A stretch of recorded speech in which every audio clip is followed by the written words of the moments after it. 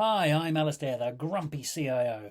And what am I grumpy about this week? Rule breakers. Well, rule breakers can be a good thing sometimes, right? But also sometimes a bad thing. So, at the moment I'm working in a smaller company, but I've worked in tier one banks, from smaller organizations, all the way up and down the scale. And everywhere you go, it's like you get this phrase, we got to do things differently because we're a startup or we're a leading tier one bank. Now, there are reasons why you do have to do things and can do things a little bit differently. So if you're a leading tier one bank, you do have different quality thresholds than you do if you're a startup.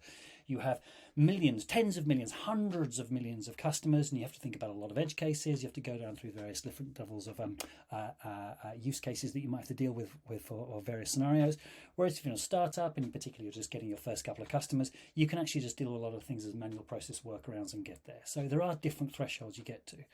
But you still have to think about what you're doing. You can't have this phrase, because we're a startup, we'll, or because we're a tier one bank, something special will happen. Rules are there to be broken, yes, and you can think about what you can do around quality thresholds, on timing thresholds. There's that famous phrase which drives me nuts. Be embarrassed about your first product. Yeah, be embarrassed about it, but it's got to vaguely get there.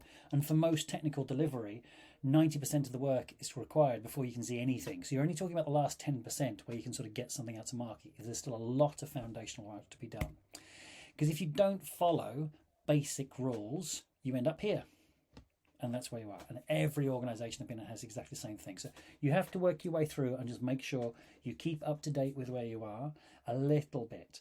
You have to make sure that you're following the correct QA process, the correct level of build quality for your organization, for the situation you're in, for the customers that you're looking at, their tolerances and how it's working through. And there are variances. But because we're a startup, we won't QA anything. So we can't afford time to QA. Well, you can't afford to build it then.